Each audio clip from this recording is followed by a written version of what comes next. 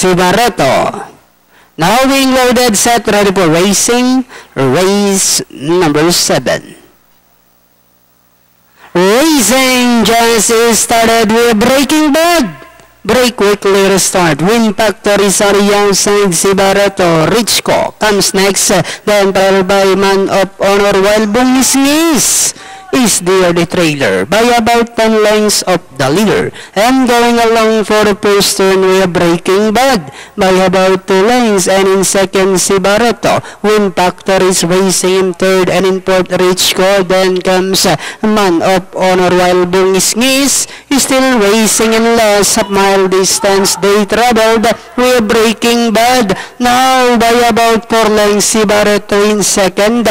Win factor is still in third. And next online, Richco, Bungisngis moving up down on the inside while Man of Honor is still racing in less.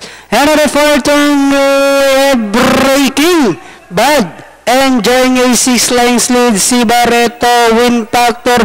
Then here comes Bungisngis moving up now on the outside as they swing for home. Breaking Bad now he strides away, this time by about 10 lengths. Bungisngis now to take second. Last 50 meters, the curtain closer. Breaking Bad.